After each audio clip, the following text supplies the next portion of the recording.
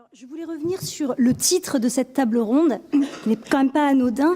Comment les pratiques enseignantes peuvent-elles s'enrichir des enquêtes internationales? Il est bien écrit « peuvent ». Cela signifie que, sur le terrain, peut-être que les pratiques vont s'en enrichir, mais peut-être pas. Alors que, contrairement au terrain, dans le milieu de la recherche, et on l'a eu vraiment dans toutes les présentations juste avant, avec notamment que nous apprennent les enquêtes internationales, elles nous apprennent énormément de connaissances, que ce soit sur les difficultés des élèves, sur les pratiques des enseignants. On fait notre miel finalement de ces enquêtes internationales. Et peut-être que la finalité finalement de ces connaissances de la recherche, eh bien, si elles restent en vase clos juste pour alimenter la recherche en éducation, c'est là où ça pose problème. Il me semble que l'enjeu de notre table ronde, c'est de montrer comment les connaissances issues de la recherche peuvent essaimer vers le terrain pour pouvoir, eh bien, finalement, enrichir. Alors, on a dit ce matin, Camille a parlé de orienter, transformer, voilà, on l'appelle comme on veut. En tout cas, tout ça, c'est le paradigme de l'amélioration. Et ce paradigme de l'amélioration, moi, c'est la colonne vertébrale de mes recherches. À la suite de Roland Guagou et de Sylvie Seb, eh bien, on tente finalement de réduire l'étanchéité entre le monde de la recherche d'un côté et le terrain de l'autre. Alors, on le fait en concevant des outils didactiques qui, finalement, traduisent des connaissances qui sont issues de la recherche et ensuite en instaurant un dialogue avec le terrain, un dialogue pour rendre ces scénarios d'enseignement toujours plus utiles, utilisables et acceptables. Ça ne se fait pas en 1 an ou 2, hein, c'est très très long et on va jusqu'à évaluer, mesurer l'effet de ces outils sur les apprentissages des élèves. Est-ce qu'on voit un effet ou non? Et s'il y a un effet, eh bien, ces outils sont publiés. Donc finalement, on peut se dire qu'on se donne 2 exigences dans ces outils didactiques. C'est une exigence empirique et une exigence scientifique, les 2 en même temps. Et ça a donné lieu à une parution sur cette diapositive, donc un article, c'est même un chapitre que j'ai coécrit avec Roland Guagou dans cet ouvrage « Améliorer les pratiques en éducation ». On voit bien ce paradigme-là, hein, ce qui pose question, comment faire en sorte qu'il n'y ait pas cette étanchéité. Et vous voyez que nous, dans le titre du chapitre, nous sommes beaucoup plus modestes. Hein. Comment influencer positivement? Voilà. Comment influencer positivement les pratiques pédagogiques de professeurs expérimentés. Il y a une phrase sur laquelle je voulais revenir dans la préface de cet ouvrage dirigé par Benoît Galland et Michel Janoz, une phrase qui me semble résume bien l'enjeu de notre table ronde. C'est « Les chercheurs connaissent les leviers pour améliorer les apprentissages des élèves, mais ils ne savent pas comment faire pour que les praticiens intègrent ces avancées dans leur pratique. » Voilà. Et là, on annonce l'étanchéité. Alors maintenant, on va voir, bon alors, par rapport à cette étanchéité, eh bien, moi je vais illustrer avec une commande. Et cette commande, c'est celle-ci à partir des enquêtes internationales PEARLS. J'ai été contactée par une inspectrice, une conseillère pédagogique, qui n'est pas présente dans la salle, mais qui nous regarde en visio. Et suite à la parution de ces résultats pour PEARLS 2021, eh bien, ils se sont dit, quand même, on aimerait que vous vous serviez de ces résultats de PEARLS pour pouvoir former en lecture-compréhension nos 119 enseignants avec une visée à la fois épistémique, ça veut dire qu'ils comprennent mieux les difficultés des élèves face à cette lecture-compréhension, et aussi une visée transformative, c'est-à-dire qu'ils puissent finalement intégrer un enseignement de la lecture. Alors moi je travaille sur la lecture documentaire, hein, pas la lecture des textes narratifs, la lecture documentaire. Ce matin on a parlé d'outils pour agir, hein, c'est bien ça, pour que ça aille jusque sur le terrain.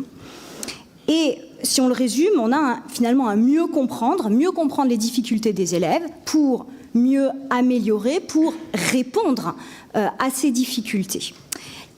Et cette inspectrice et la conseillère pédagogique me disaient, mais nous, on a beau finalement présenter ceci, eh bien, ça revient à ce que disait Marine. En fait, on voit bien, oui, les résultats sont faibles, mais en fait, la lecture de ces résultats ne suffit pas pour, évidemment, une visée compréhensive. Il y a un gouffre entre ce que la recherche en dit, bon voilà, on voit que le score est faible, et ce qui est observé sur le terrain, en tout cas pour la lecture documentaire. Je disais, mais je sais pas, j'ai pas l'impression, moi, que dans ma classe, les résultats soient si catastrophiques. Ensuite, quand on montre le test, première page, deuxième double page, un schéma, des encadrés, une troisième double page, des photographies, des paragraphes, des sous-titres, c'est ce qu'on disait, c'est un corpus documentaire qui est très long.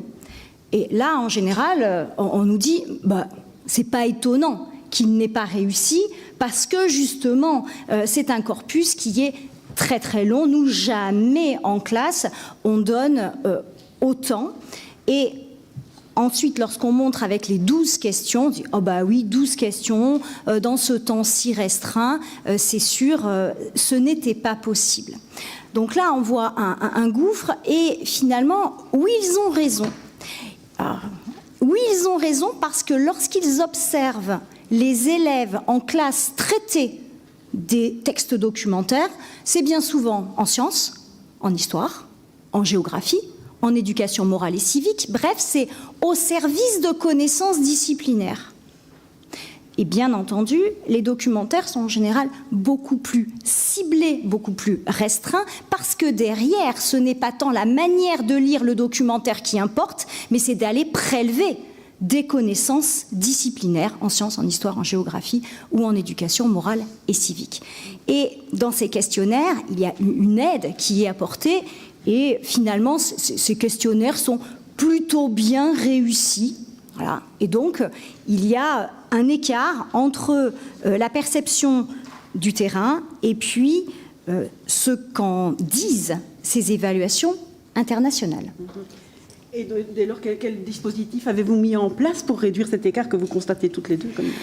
Alors justement, on se dit, mais là quand même, on tient quelque chose avec ces enquêtes internationales, Pearls, on aimerait vraiment en tirer parti. Juliette, on n'aimerait pas qu'ils te croient sur parole lorsque tu présentes ces difficultés, mais on aimerait vraiment qu'ils en prennent conscience et puis qu'ils puissent remédier à ces difficultés en utilisant des outils d'enseignement. Moi, à l'époque, les outils, les prototypes que je construisais, c'était encore de l'ordre du prototype, ils n'étaient pas encore publiés, édités. On trouve intéressant parce que, en mettant en œuvre ces prototypes, eh bien, ils vont apprendre à leurs élèves des stratégies en lecture documentaire et pour la lecture documentaire, donc pas là au service de connaissances disciplinaires. Et en plus, pendant qu'ils vont enseigner cette lecture documentaire, eh bien, ils vont en apprendre davantage sur les stratégies parce que, je ne sais pas si vous avez déjà ouvert un Lector-Lectrix, un Lectorino-Lectorinette ou maintenant Lecture Doc, la première page, il est écrit « Ceci n'est pas un manuel, ceci est un outil de formation ». Pourquoi ? Parce que chaque principe didactique et pédagogique est explicité. En somme, on ne demande pas aux enseignants de nous croire sur parole, mais on explicite chacun de ces principes. La recherche a dit que là, on vous propose de le mettre en œuvre de telle manière parce que... Et cet objectif de cette explicitation, c'est pour que les enseignants sachent ce qu'ils font, pourquoi ils le font et pourquoi on leur propose de le faire de cette manière pour pouvoir ensuite mieux le transférer dans un ailleurs, un après, hors Lector-Lectrix, Lecture Doc et Lectorino-Lectorinette. Voilà, donc c'est en cela que c'est pensé comme un outil au service de la formation. Et donc, justement, avec cette commande ambitieuse de la conseillère pédagogique et de son inspectrice, nous venions avec l'équipe de Patricia Schillings, représentée par Marine ce matin, nous venions de concevoir des capsules qui mettaient en évidence les stratégies des élèves, des stratégies qui seraient efficaces et des stratégies qui sont moins efficaces pour aborder la lecture documentaire. Et on a bâti un scénario autour de ces capsules qui est très très simple. En 2 mots, c'est faites passer à vos élèves, non pas les 12 questions de Peirce, mais juste les 2 les plus échouées. Donc la 10 et la 12, celles que vous avez vues, faites-les passer. Ensuite, demandez comment avez-vous fait, petite question naïve, pour recenser les stratégies, ou en tout cas ce qu'ils en disent. Et ensuite, on vous propose de diffuser chacune des capsules pour hiérarchiser les stratégies, montrer qu'elles ne se valent pas toutes. Donc, la première capsule a été pensée plutôt comme la correction de la question 10, la deuxième capsule comme la correction de la question 12, et une troisième capsule, on a parlé un petit peu sur la lecture numérique. Ben oui, parce qu'il existe un e-Peirce. E-Peirce, la France n'y a pas participé.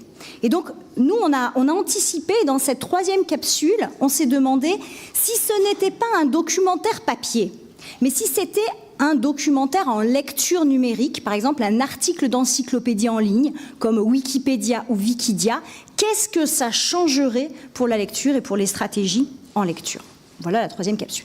Et donc, les 119 enseignants de la circonscription de Valenciennes ont mis en œuvre, avec ce corpus, ils ont distribué le corpus documentaire.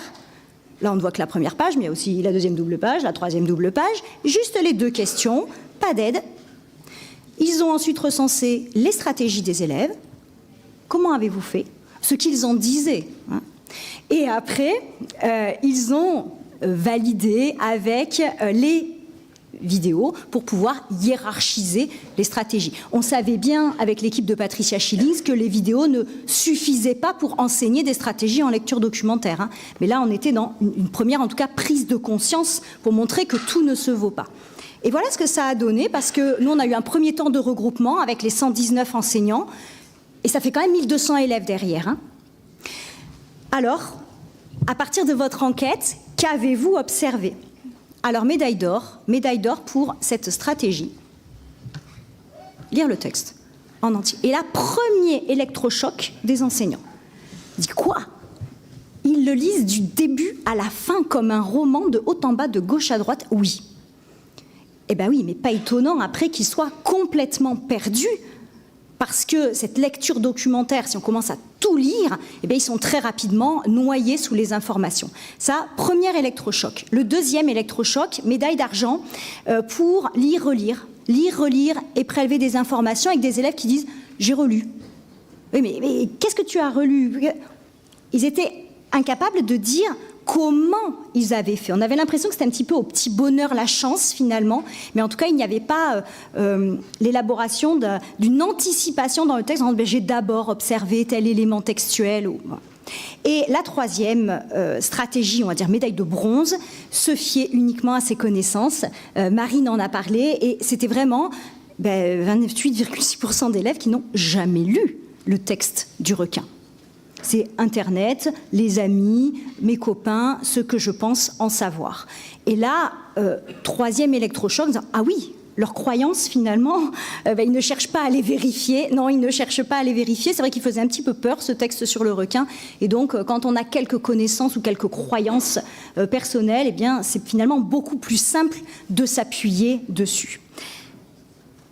Et donc, la suite, parce que ça, c'est juste la visée compréhensive, la visée transformative, ça a été, maintenant que vous avez pu toucher du doigt les difficultés de vos élèves, maintenant que vous avez pu voir ce qui pose problème, que proposez-vous de travailler ? Sachant que vous n'avez pas que la lecture documentaire à travailler, on est bien conscient, vous avez aussi 1001 autres choses.